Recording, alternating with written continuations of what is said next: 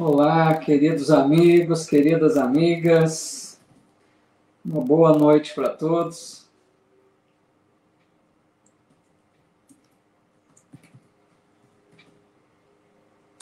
Sejam todos bem-vindos.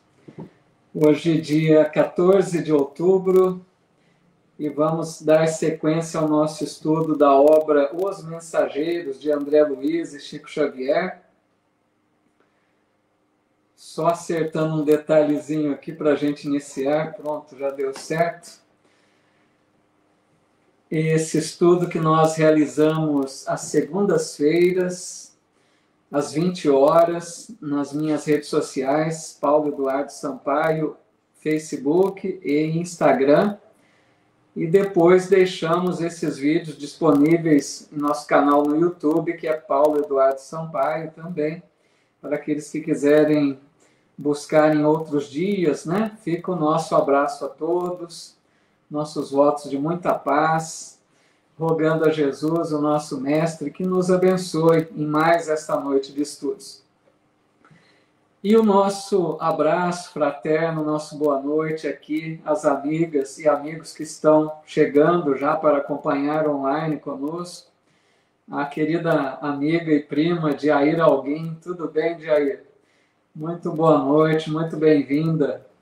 A Débora Medeiros, boa noite. O Laerte Júnior Oliveira, aqui pelo Instagram. E também aqui no Facebook, a Silmara Simões, muito boa noite.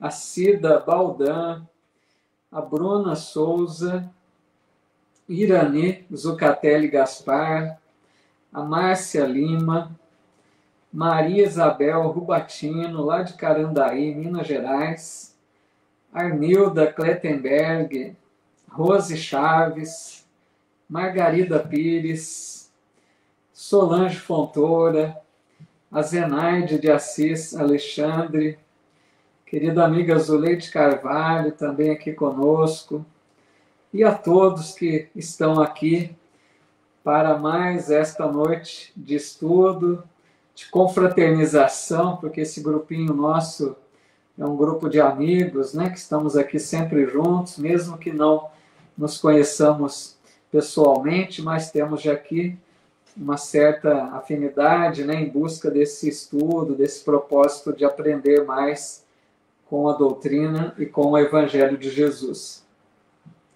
E assim desejo a todos uma ótima noite, que Jesus nos inspire a todos, para que o estudo possa ser muito proveitoso a todos nós, que possamos tirar boas lições de tudo aquilo que estudarmos hoje para a nossa vida.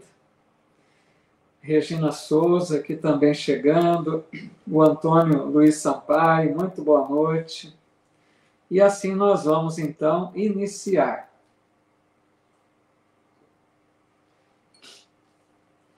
Nós, na última semana, amigos, nós paramos no início do capítulo 6. Quem está aí acompanhando com o livro, deixa-me ver aqui, ó, primeiro, segundo, terceiro. É no terceiro parágrafo do livro, é um parágrafo grande. Nesse terceiro parágrafo, ao finalzinho dele, onde nós paramos, tá bom? E eu vou dar sequência aqui, então. É uma frase que diz assim, lembrando, né, que nós estamos vendo aqui nesse capítulo 6 ainda, o relato, né, que André Luiz faz sobre uma palestra que aconteceu lá em nosso lar, no Ministério da Comunicação, uma palestra do instrutor Telésforo, que ele estava se dirigindo a uma multidão de espíritos que se preparavam na colônia para vir à Terra em serviço, se preparando para serem médiuns, doutrinadores, oradores, todos que lá estavam em preparação, tanto aqueles que já haviam fracassado anteriormente, quanto outros que se preparavam para vir uma primeira vez no trabalho. Tá legal? Então, é uma palestra longa que o André Luiz está discorrendo aqui, e nós vamos chegar ao final dela agora, dando sequência aqui ao estudo de hoje. Tá legal? A Silmária Simões também, fazendo convite aqui, né? Margarida Zanilarte, muito boa noite. Vamos lá, então. Diz assim, olha, ele está se referindo a Jesus aqui nessa parte. Olá, Eva Santos, tudo bem? Se referindo a Jesus, ele disse, não exigiu que as criaturas se fizessem imediatamente iguais a ele, mas fez-se como os homens, para ajudá-los na subida áspera. E com profundo brilho no olhar, Telésforo acentuou depois de pequeno intervalo. Se o Mestre Divino adotou essa norma, que dizer das nossas obrigações de criaturas falidas? Então veja o que ele está dizendo com isso. Porque ele está se referindo ao trabalho que deve se dedicar todo aquele que se prepara no mundo espiritual para vir à Terra em missão, um trabalho incansável. E aqui, nesse ponto, ele está se referindo à questão de que todos aqueles trabalhadores que vêm à Terra, né, se prepararam no mundo espiritual para vir desempenhar uma tarefa na Terra, não devem ficar esperando que as criaturas mostrem uma certa elevação para que possam ofertar do seu trabalho. Devem ofertar o trabalho, mesmo que os que estão ali para recebê-lo não se façam merecedores, não estejam à altura daquilo que lhes vai ser oferecido. Por isso que ele cita aqui, Jesus não esperou, não desejou que as pessoas subissem até ele, mas ele diz aqui, ele desceu até nós, né? Então Jesus não exigia nada para ensinar. Jesus ofertava o seu ensino para aqueles que queriam, para aqueles que conheciam, para aqueles que não queriam. Jesus ofertava a todos. Então é isso que ele está dizendo. Se Jesus adotou essa norma, que dizer de nós, criaturas falidas, né? Aí na sequência ele diz assim, abstraindo-nos das necessidades imensas de outros grupos, procuramos identificar as falhas existentes naqueles que nos são afins. Em derredor de nós mesmos, os laços pessoais constituem extenso campo de atividade para o testemunho. Então, veja, ele está dizendo aqui algo importante, né? Pensem, amigos, às vezes tem aqui entre nós algum médium, algum dialogador, né, ou doutrinador, como são chamados, algum orador, algum outro trabalho aí que vem se prepararam para vir à Terra. Então ele está lembrando que mesmo junto de nós, dentro do lar, na nossa convivência familiar, ele diz aqui, tem laços pessoais que constituem extenso campo de atividade para o testemunho. Quer dizer o quê? Dentro do próprio lar, esses trabalhadores vão mostrar se estão realmente focados na tarefa, se já conseguem ofertar um pouco de atenção, de respeito, de carinho, de tolerância. Então, o nosso primeiro testemunho, de todos aqueles que desejam trabalhar na seara de Jesus, o primeiro testemunho é dentro do próprio lar. Como que nós tratamos os familiares. Porque pensem comigo, que adianta nós sermos um bom trabalhador lá fora se nós não convivemos bem com aqueles que estão dentro do próprio lar? Seria uma incoerência, né?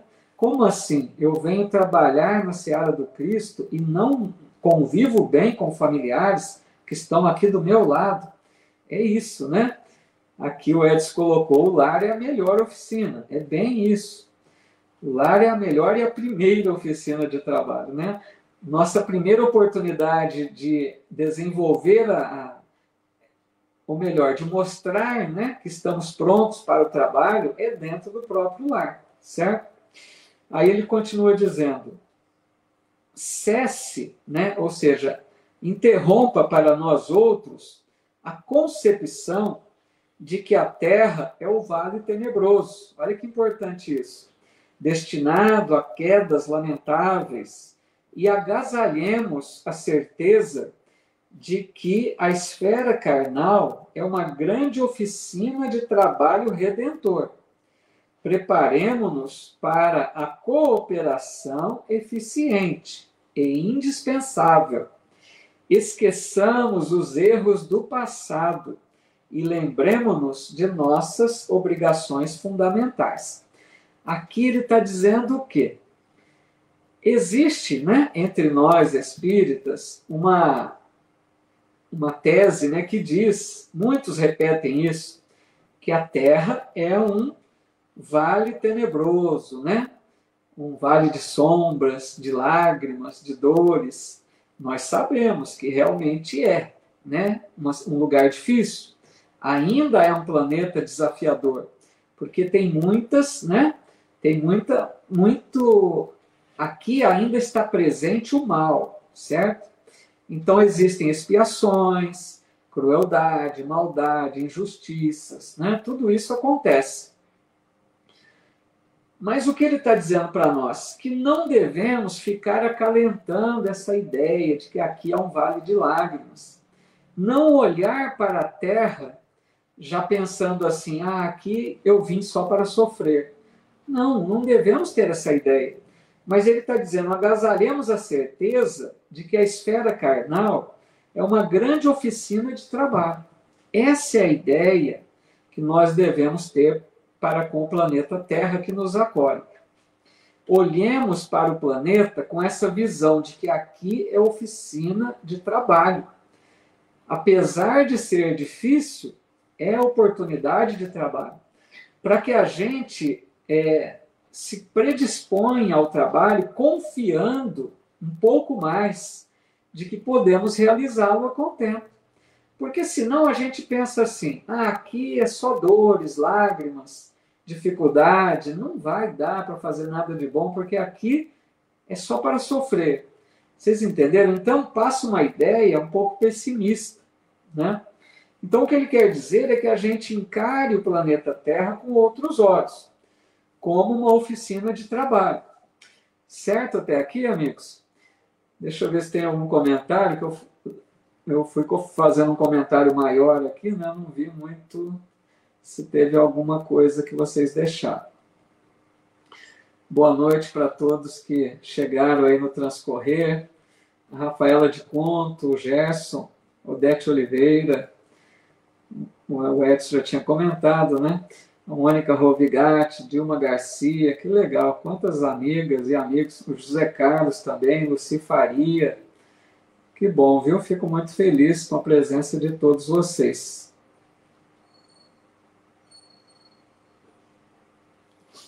Assim seja, Gerson, muito obrigado, muita paz, meu amigo. Continuando, então, aí, amigos, ele vai dizer agora aqui algo muito importante. Prestem atenção nessa frase, olha. A causa geral dos desastres mediúnicos é a ausência da noção de responsabilidade e da recordação do dever a cumprir. Olha que frase importante essa. A Graciele aqui também conosco. Muito boa noite, Graciele. Bem-vinda, viu?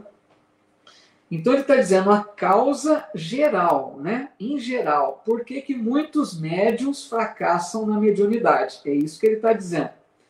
Por causa dessa ausência da noção da responsabilidade. Isso, em outras palavras, quer dizer o quê? Médiuns, dialogadores, que não encaram a tarefa com a devida responsabilidade que ela merece.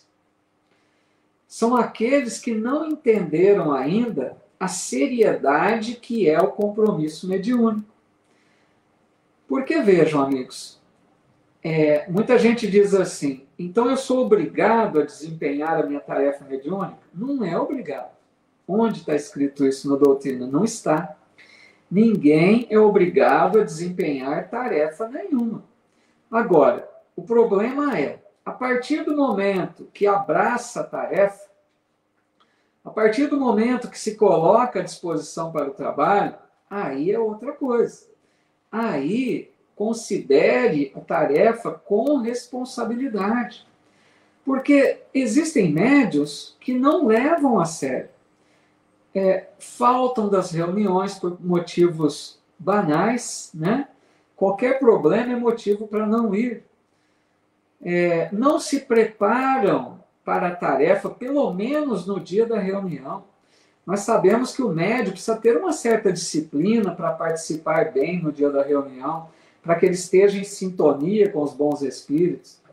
Então, assim, o médium que leva a tarefa como uma coisa qualquer, é isso que ele está dizendo aqui, é um candidato ao desastre mediúnico. Está sujeito a falhar nessa tarefa, porque é o que ele volta a dizer, a ausência da noção de responsabilidade e da recordação do dever a cumprir. Recordação porque se comprometeu no mundo espiritual. Se esse médium tivesse consciência de que ele assumiu esse compromisso, levar a sério, né?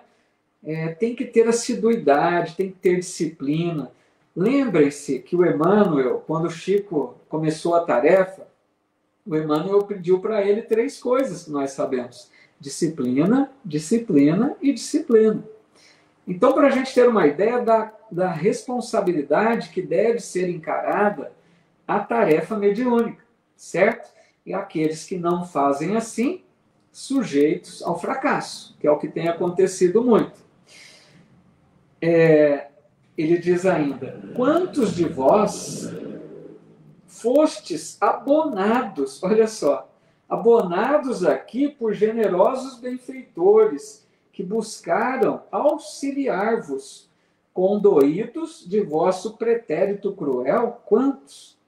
Quantos de vós partistes entusiastas, formulando enormes promessas?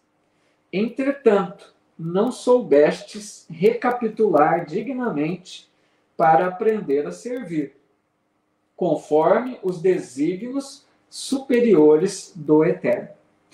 Isso quer dizer o quê? Quando nós nos preparamos no mundo espiritual para vir à Terra em tarefa, precisam espíritos um pouco mais elevados, como que abonarem, né? Endossarem a nossa tarefa, se comprometerem por nós. Como assim? Dizendo que são responsáveis por nós. Dá uma chance para ele que ele vai fazer certo dessa vez. Sabe aquela ideia assim de avalizar, né? Aqueles espíritos que, como ele diz o termo aqui, que abonaram. Ele usa o termo abonar. Aqueles espíritos que garantem a nossa tarefa. Tipo, olha, dá uma chance, ele vai acertar dessa vez, né? Então, nós viemos em tarefa, todos aqueles que se prepararam para vir a uma tarefa, foram, né, tiveram o endosso, o aval, né, o abono de um espírito mais elevado. Então, vejam, nós estamos aqui amparados por outros que apostaram em nós, que esperam que nós realizemos da forma melhor possível. Então, é um compromisso, né? Agora, amigos, prestem atenção o que ele vai dizer a seguir. Olha que sério isso. Isso aqui é puxão de orelha para todos nós, tá? Ele diz assim: quando o Senhor vos enviava possibilidades materiais para o necessário, regressáveis à ambição desmedida. Olha só, o primeiro ponto. Ou seja, se nós, tarefeiros que possivelmente somos, né, todo aquele que vem com alguma tarefa, se nós, durante a encarnação, recebemos do alto a bênção de poucos recursos financeiros, é uma oportunidade, porque ele está dizendo aqui, possibilidades materiais para o necessário, ou seja, era uma vida regrada, no tocante à parte financeira. Isso aí era para nos ajudar a desenvolver a disciplina, a resignação, para mostrar o nosso compromisso, apesar de não termos muitas regalias materiais, Mesmo porque nós sabemos que quanto mais recurso financeiro, mais risco de queda, né? Se entregar aos desvios, aos excessos. Então, ter poucos recursos para um tarefeiro é uma benção. E aí ele está dizendo, quando o Senhor enviava essas possibilidades materiais para o necessário, regressáveis à ambição desmedida. Ou seja, nós nos revoltávamos. A pessoa que tivesse uma vida regrada, financeiramente falando, para desempenhar bem a tarefa, se revoltava, achando que não tinha o suficiente, que queria mais, deixava-se levar pela ambição desmedida. Era motivo de fracasso. Ante o acréscimo de misericórdia do labor intensificado, agarrastes a ideia da existência cômoda. Olha só que interessante. Se Deus ofertasse ao trabalhador encarnado bastante trabalho, ele está dizendo aqui, misericórdia do labor intensificado, ou seja, é uma misericórdia de Deus nos ofertar muitas possibilidades de trabalho. O que fazia esse trabalhador? Agarrava-se à ideia da existência cômoda. Vocês estão entendendo que é o trabalhador que não reconhece as oportunidades que estão diante de si mesmo. O bastante trabalho é bênção. É oportunidade de servir, de não se perder em coisas desnecessárias na vida. Então, a pessoa que se vê diante de bastante trabalho, recusa e quer ociosidade. Aqui ele está citando os motivos que nos levaram, muitas vezes, às quedas, né? Junto às experiências afetivas, preferistes os desvios sexuais, ou seja, às vezes o trabalhador, na sua vida ali, estava diante dele um parceiro, uma parceira, um companheiro, uma companheira, para a união, né, conjugal, para ter uma relação afetiva. Mas essa pessoa buscava os desvios sexuais, ou seja, não valorizava a oportunidade da comunhão afetiva.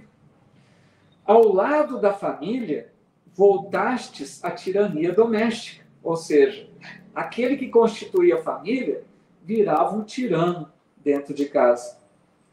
E aos interesses da vida eterna, sobrepusestes as sugestões inferiores da preguiça e da vaidade. Ou seja, diante das oportunidades da vida, para desenvolver virtudes, para vencer as imperfeições, a pessoa se entrega à preguiça e à vaidade, ou seja, não tem interesse em buscar aquilo que convém à alma. Focava mais no interesse do corpo, né? Na preguiça, na vaidade. Deste-vos, na maioria, a palavra sem responsabilidade e a indagação sem discernimento, amontoando atividades inúteis. Amigos, aqui é um outro grande problema, viu? Olá, Rose, tudo bem? Outro grande problema que acontece com muitos de nós. Atividades inúteis. O que é isso? Quantas pessoas nós vemos hoje na nossa convivência que tem uma agenda lotada? A pessoa fala assim, olha, eu tenho compromisso segunda, terça, quarta, quinta, a semana inteira tem compromisso. Aí você pensa, nossa, que pessoa, né, trabalhadora, que pessoa esforçada. Mas se a gente for observar o conteúdo dessa agenda, né, o teor desses compromissos, perceberemos que não são compromissos edificantes com referência ao espírito. São apenas compromissos para os prazeres, para a matéria, para o corpo. Tudo bem, nós temos direito, né, ao lazer, ao descanso, aos prazeres do mundo, aos exercícios físicos, tudo isso é muito válido. Mas encher a agenda com só coisas inúteis para o espírito, estão dizendo. Certo?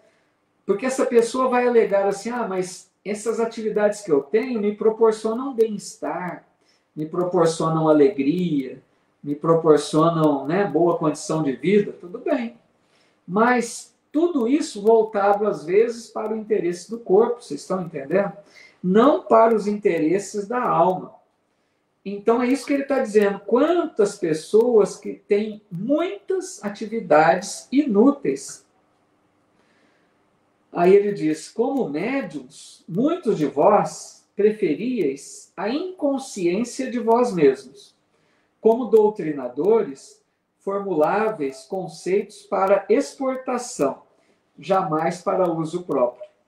Então, como médiuns, né, muitos médiuns, que ele está dizendo aqui, inconscientes de si mesmo, ou seja, não se reconheciam como um espírito mortal, não tinham noção de vida eterna, e como dialogadores ou doutrinadores, tinham conceitos para exportação, ou seja, só para os outros. Sabe aquele doutrinador que fala muito bem, que dá muitas lições de moral, mas para que outros cumpram, e ele mesmo não vive isso em sua vida?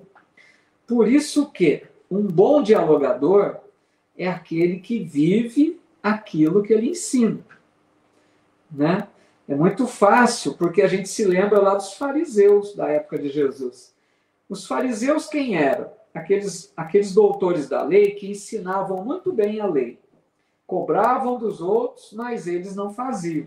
Então a gente precisa viver aquilo que a gente fala, né? Gente, eu sei que é um pouco cansativo essa parte, mas nós já vamos chegar logo aqui no primeiro caso dos que fracassaram. Aí fica bem interessante, tá? Um pouquinho de tolerância aí que a gente conclui esse estudo aqui da palestra do Telésforo. Mas ela é bastante instrutiva, né? A gente está vendo aqui quantas coisas interessantes, né, que ele está colocando para a gente, serve para todos nós pensarmos, né? Tudo bem? Está quase acabando aqui a fala dele. Aí ele diz assim, que resultado atingimos? Grandes massas, olha só que importante que ele fala agora também. Grandes massas batem as fontes do espiritismo sagrado tão só no propósito de lhe mancharem as águas. Olha só. Olha que sério isso. Ele está querendo dizer, amigos, ele vai falar isso agora, que muitas pessoas, muitos que se dizem espíritas, chegam na doutrina com propósitos não edificantes. Olha que sério. Vamos ver aqui o que ele vai dizer. Porque ele começou dizendo que muitos, né, batem as fontes do espiritismo no propósito de lhe mancharem as águas. Ou seja, não é interesse de levar a doutrina a sério. Vamos ver bem isso. Não são procuradores do reino de Deus os que lhe forçam desse modo as portas, e sim caçadores dos interesses pessoais. Vejam que interessante. Ele está dizendo que muitos dos que chegam à doutrina espírita não estão interessados em desenvolver o reino de Deus em si mesmo, mas sim caçadores dos interesses pessoais. Olha que sério. Nós vamos ver aqui que ele vai dizer que são aqueles espíritas que chegam à casa espírita, que chegam no espiritismo, interessados mais no fenômeno, mais em buscar coisas que lhe convêm na doutrina, do que contribuir para a doutrina. São aqueles que querem buscar os seus interesses. Por exemplo, são aqueles que querem apenas buscar o passe, buscar uma carta de um familiar, buscar um fenômeno mediúnico, buscar a cura espiritual. Vocês estão entendendo? Quantas pessoas que chegam à doutrina com propósitos de apenas interesse pessoal não estão dispostos de doarem de si mesmos para a doutrina. Então é sério isso. Não estão preocupados de se melhorarem moralmente, como ele fala aqui. Não estão interessados na conquista do reino de Deus. Querem interesses pessoais. Então, nós precisamos analisar bem isso. Qual o motivo que nos leva à doutrina espírita? O que eu estou buscando no espiritismo? Aí ele diz, são os sequiosos da facilidade, os amigos do menor esforço, os preguiçosos e delinquentes de todas as situações que desejam ouvir os espíritos desencarnados, receosos da acusação que lhes dirige a própria consciência. Ou seja, aquela pessoa que tem consciência de culpa, né, sabe que ela está errada, mas ela prefere ouvir os espíritos desencarnados falar dos seus problemas do que se modificar moralmente. Muito sério, né? Aí ele diz ainda, o fel da dúvida invade o bálsamo da fé nos corações bem intencionados. Porque quantos amigos, quantas pessoas que duvidam de tudo na doutrina? Às vezes participa de uma reunião mediúnica, não acredita em nada daquela comunicação. Aquela dúvida exagerada, né, atrapalha. Veja bem, nós aprendemos com Allan Kardec que é preciso passar as comunicações pelo crivo da lógica, do bom senso, da razão, né? Nós não podemos aceitar qualquer comunicação. Mas daí a rejeitar tudo, duvidar de tudo, é outra coisa. Então, se nós nos colocamos na posição de apenas duvidar, nós estamos sendo extremistas, né? Não contribuem em nada. É justamente, né, a Margarida Zanellati colocando, muitos vão por curiosidade. E quantos, né, Margarida? Muitos vão por curiosidade. A gente vê na doutrina aquelas pessoas que não estão ali com interesse de conhecer mais a fundo. Porque vejam, amigos, qual que é o que a doutrina oferece de mais importante para nós?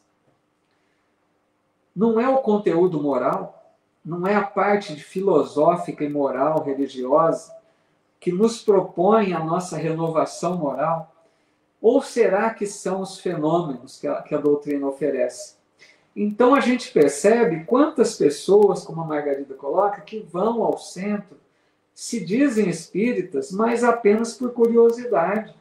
Estão interessadas, né, no fenômeno mediúnico, nas curas, em tudo aquilo que leva, né, ao sensacionalismo, e não estão interessadas em se modificarem moralmente, certo? E ele diz ainda, a ignorância e a maldade entregam-se às manifestações inferiores da magia negra. Então, aqueles que, de algum modo, acreditam, né, na espiritualidade, buscam, às vezes, né, serviço das sombras, né? Essa questão de magia negra, no sentido de buscar um serviço espiritual para perturbar a vida de outro. Quantas pessoas se entregam a isso? Aqueles chamados, né, serviços, né, para prejudicar alguém. Então, assim, tem muita coisa infeliz dentro da doutrina, muitos que não levam a sério.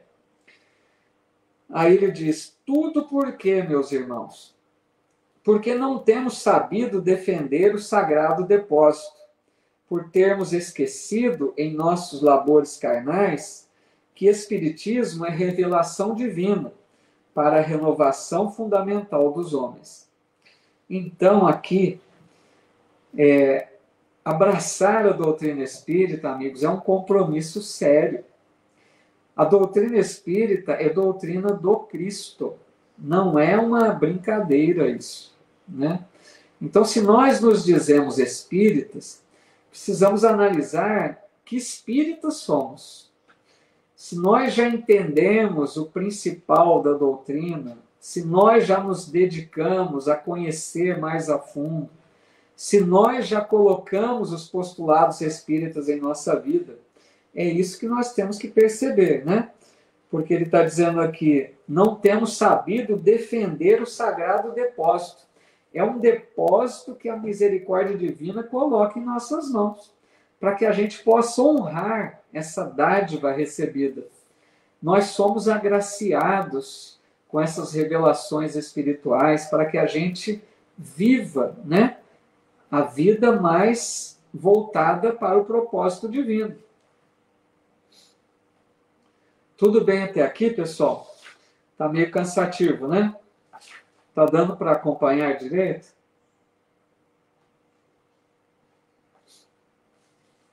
A fala do Telésforo aqui não foi fraca não, né? Bem longa.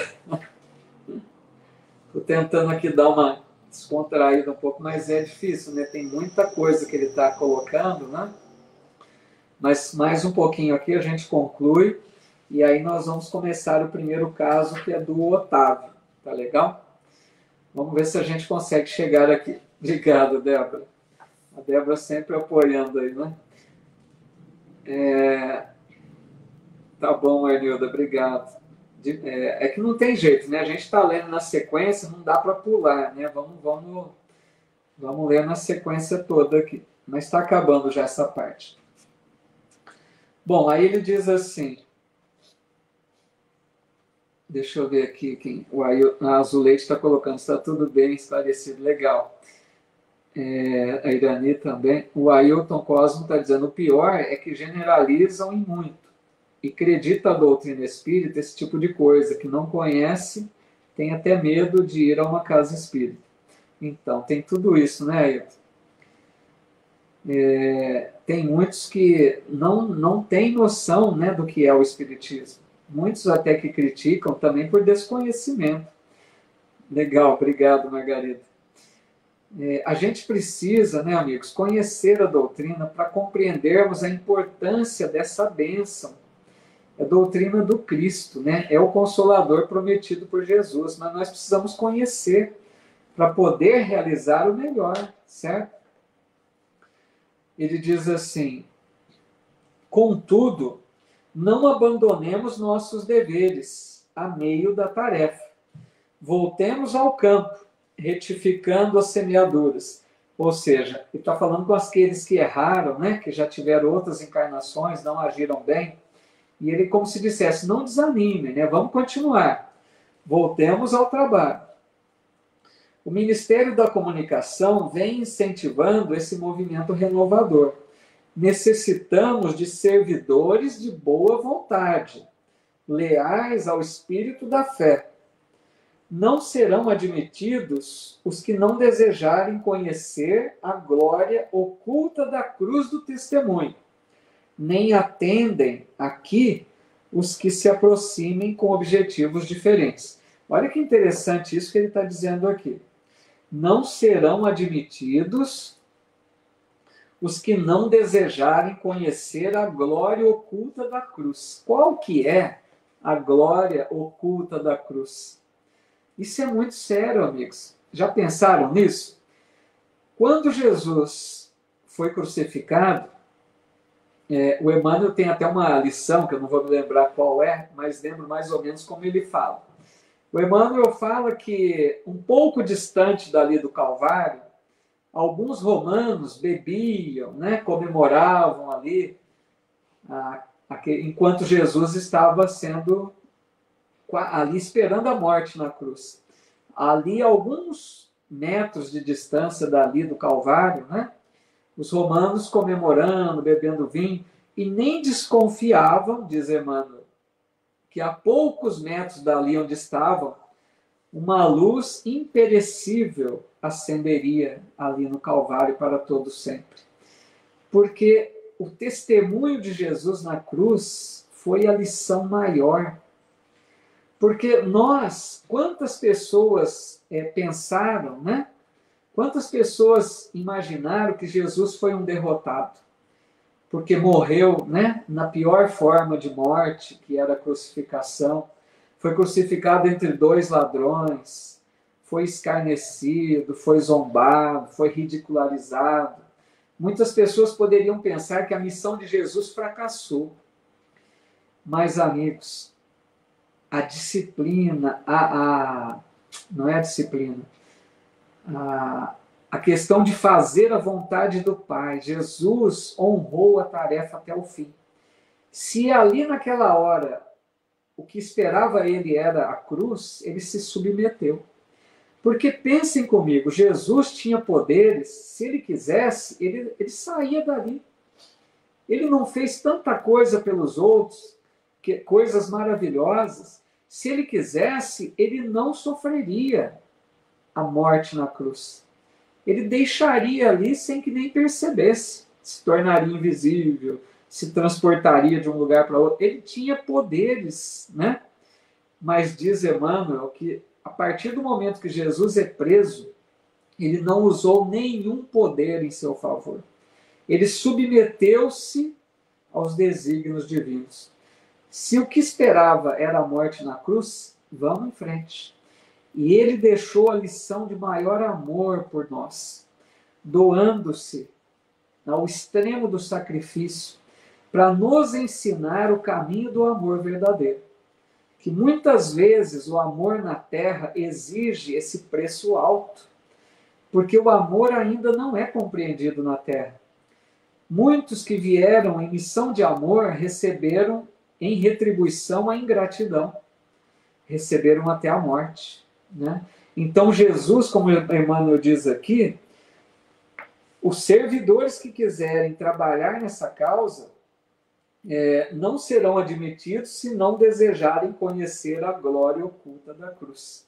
Ou seja, se colocarem à disposição também para o sacrifício, né, para o testemunho que se fizer necessário.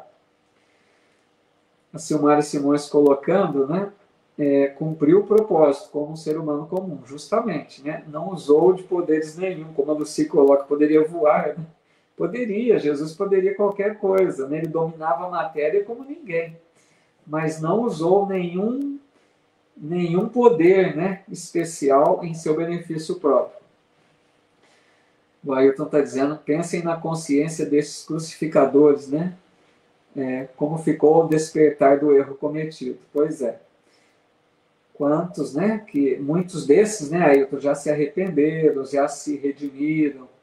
Sabemos muitos exemplos, né, daqueles que erraram nessa época, que já têm uma vida plenamente modificada, né? Já se redimiram desses erros. Aí ele diz, aqui estamos todos, companheiros da comunicação, endividados com o mundo. Olha só. Ele se coloca, né, o próprio orientador, estamos todos como endividados com o mundo. Por quê? Quantos que vieram à Terra e fracassaram? Então se sentem devedores, né, do planeta, mas esperançosos do êxito em nossa tarefa permanente. Levantemos o olhar. Então, ao mesmo tempo que o Telésforo diz que se sente como devedor, né, da Terra, do planeta, ele coloca, né, muita esperança. Levantemos o olhar, olhemos para frente, vamos em frente, né, para prosseguir aí. O Senhor renova diariamente nossas benditas oportunidades de trabalho, mas para atingirmos os resultados precisos, é imprescindível sejamos seguidores da renunciação inferior. Então, oportunidades são renovadas todos os dias. Mas ele diz, para atingirmos os resultados, é preciso sejamos seguidores da renunciação inferior. Ou seja, que nós, amigos, que queremos ser um trabalhador de Jesus na Terra, tenhamos mais resistência, né, diante das tentações do mundo. Mais ou menos é isso. Que a gente não se entregue tanto aos prazeres, às provocações que as coisas do mundo fazem. São as chamadas más paixões, né? Como ele chama aqui, renunciação ao inferior. Busquemos as coisas mais edificantes. A gente precisa ser mais forte do que a nossa tendência, né, que trazemos de passado, tendências inferiores. Nós estamos muito ainda presos às más paixões, aos excessos, aos vícios, aos prazeres exagerados. A gente precisa dominar um pouco mais isso. A gente precisa ser mais forte para nós podermos deixar brilhar a nossa luz, para a gente se sintonizar com aqueles maiores da espiritualidade, né? Não nos entregarmos tanto às coisas inferiores. Tudo bem? Aí ele diz: não ouvidemos desse modo o calvário de nosso Senhor, convictos de que toda saída dos planos mais baixos deve ser uma subida para a esfera superior. E ninguém espere subir espiritualmente sem esforço, sem suor e sem lágrimas. Ele usa aqui, né, de uma comparação com Jesus, que deixou a terra para as altas esferas. Né? Por isso que ele fala: toda saída dos planos mais baixos deve ser uma subida para a esfera superior, como o exemplo de Jesus. Então ele deixa a ideia para a gente, né, de que nos elevemos, busquemos pensamentos mais nobres, busquemos virtudes, uma vida mais plena de acordo com as leis de Deus, né?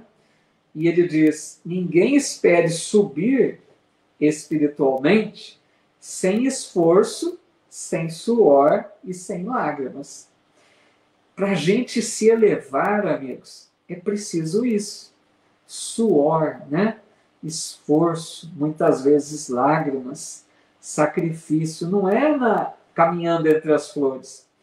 O caminho com Jesus é áspero, entre as pedras, tem espinhos, né? Mas é esse caminho que nos conduz à verdadeira elevação. A Luci Faria está colocando renúncia e resignação.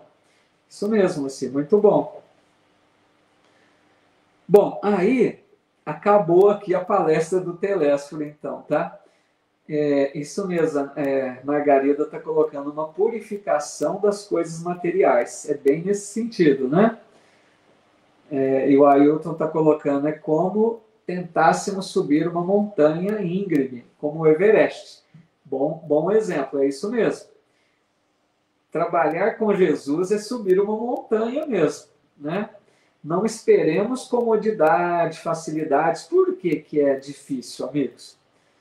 Porque com Jesus são aquelas coisas desafiadoras.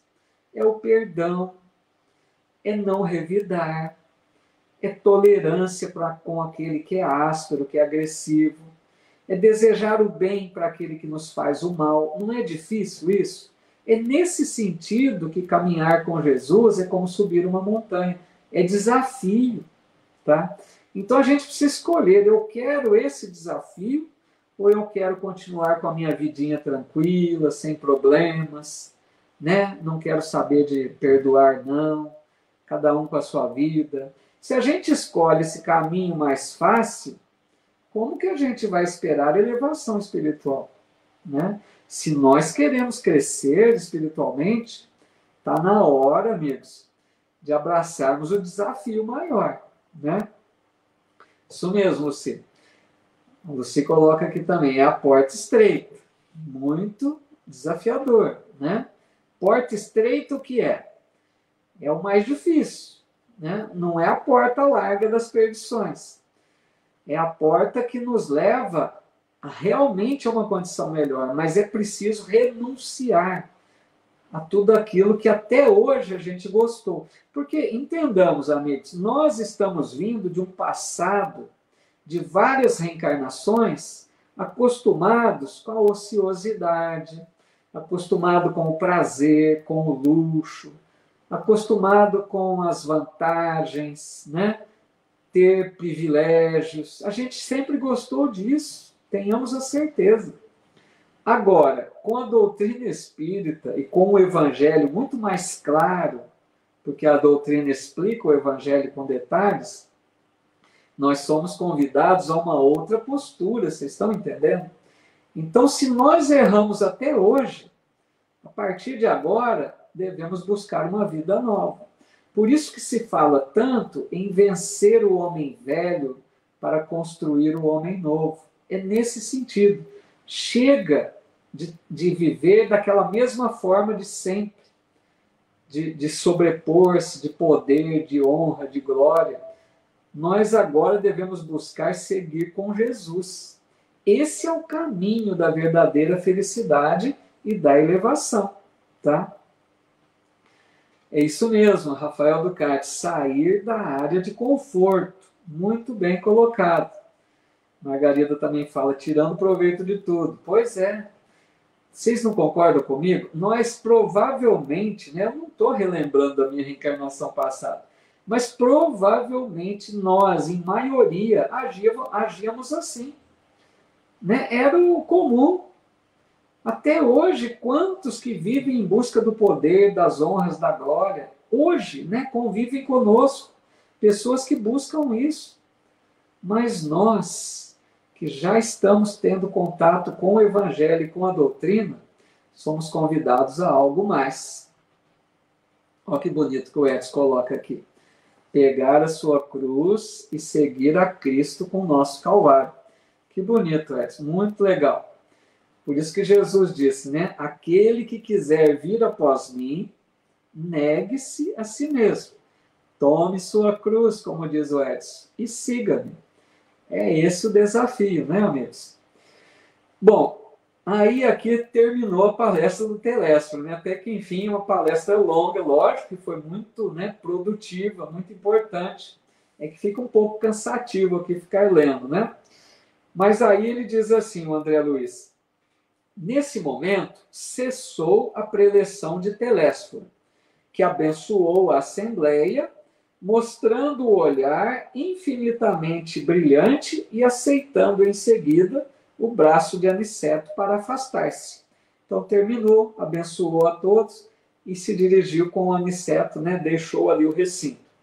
Debaixo de profunda impressão, em face das incisivas declarações do instrutor, observei que numerosos circunstantes choravam em silêncio. Ao meu olhar interrogativo, Vicente explicou: são servidores fracassados. Entenderam isso? Quando ele terminou, muitos estavam chorando. Eram aqueles que já tinham vindo em tarefas, em existências passadas e fracassaram. E ouviram tudo isso, reconhecendo seus erros, né? Reconhecendo as suas falhas visíveis, claras, né? E ali estavam se comprometendo a voltar novamente, para agora encontrar êxito no próximo trabalho. Aí ele diz assim, nesse instante, Telésforo e o nosso orientador postaram-se junto de nós. Duas senhoras de grave fisionomia aproximaram-se respeitosamente e uma delas dirigiu-se a Aniceto nesses termos. A mulher disse para o Aniceto: desejávamos o obséquio de uma informação concernente à próxima oportunidade de serviço que será concedida a Otávio. Aqui, amigos, vai começar o primeiro caso dos fracassados. Olha que legal. É esse Otávio, é o primeiro dos exemplos que André Luiz coloca daqueles que fracassaram. Então, entenderam? Duas mulheres, dois espíritos femininos, se aproximaram do Aniceto, perguntando a ele, né, se ele tinha mais informações sobre a próxima volta, a próxima reencarnação do Otávio, porque estavam já preparando a reencarnação dele. Ele era um que falhou na reencarnação passada. Estavam preparando a sua volta. E ela pergunta para o Aniceto se ele tinha mais informações, como que estava ali o processo. Certo? Nós vamos ficar por aqui, porque agora vai começar, então, a história do Otávio, já nesse fim do capítulo 6, tá legal? A gente vai terminar esse capítulo 6 na próxima semana, porque aqui já é o início do caso que capítulo 7 aqui chama A Queda de Otávio, mas começa aqui nesse fim do capítulo 6, tá bom? A gente vai ficar aqui, eu vou fazer uma marquinha, que essas duas mulheres perguntaram, então, sobre informações a mais sobre o caso do Otávio. E agora vai desenrolar a história. Tá legal? Deixa eu ver aqui. Margarida Zanellati colocando. Nesta também, né?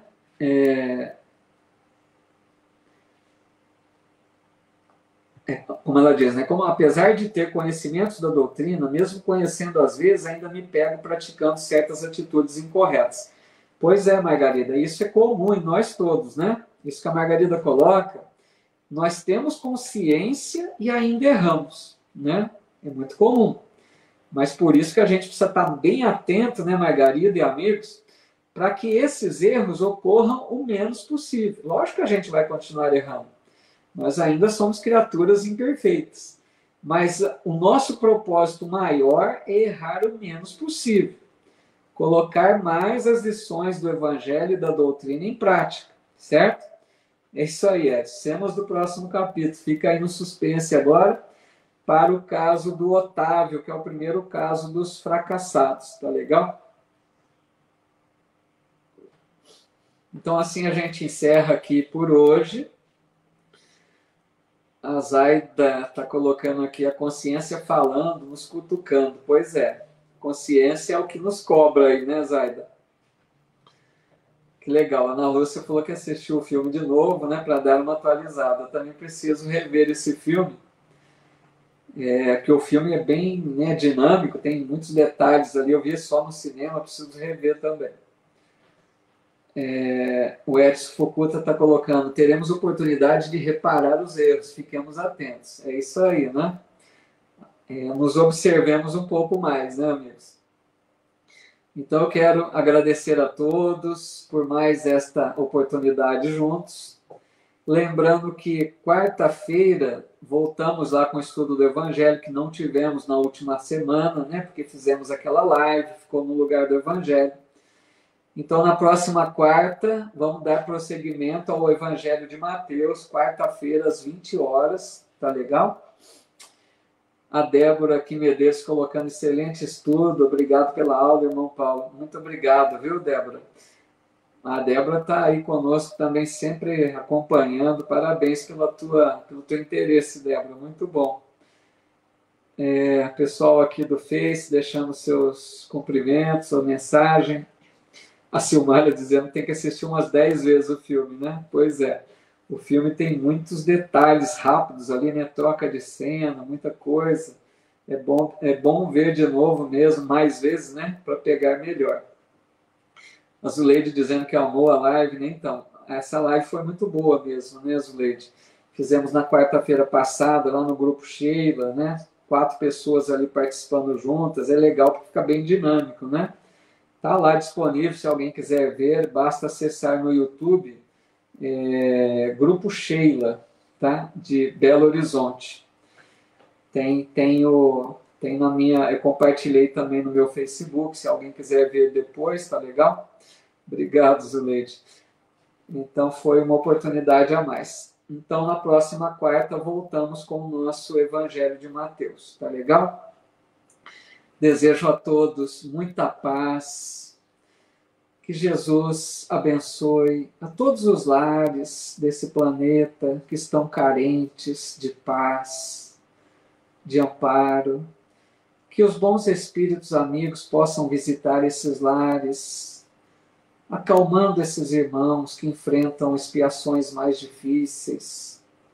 Que Jesus permita que seus mensageiros visitem as regiões de conflito da Terra, trabalhando para que a paz possa reinar, amparando aqueles que lá se encontram, sofrendo as consequências desses conflitos.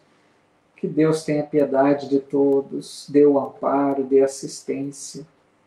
Por todos aqueles que desencarnam em situações dolorosas, que possam receber o amparo da espiritualidade.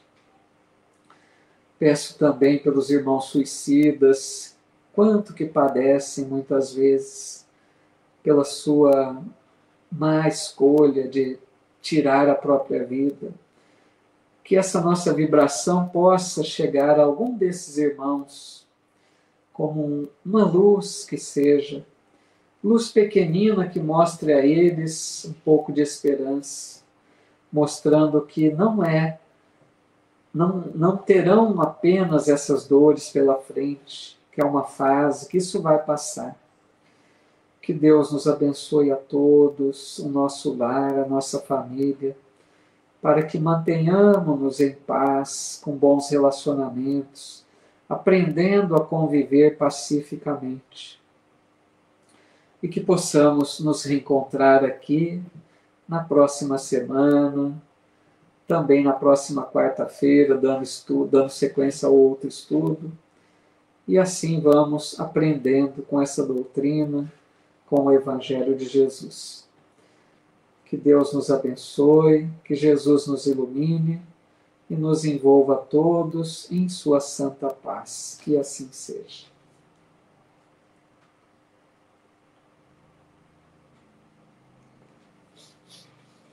Então, muito obrigado mais uma vez. Até nosso próximo encontro. Fiquem com Deus. A próxima semana desse livro, né, promete bastante, porque nós vamos ver um caso bem interessante. Começam agora os casos, né? Esse Otávio é um daqueles que vieram à Terra com a missão, se não me engano, da mediunidade, né? E fracassou. A gente vai ver casos de médiuns, dialogadores, né? Relatando onde foi que eles erraram. Então vai ficar muito interessante na próxima semana. Tá legal? Muito obrigado a todos, fiquem com Deus e até nosso próximo encontro. Muita paz a todos.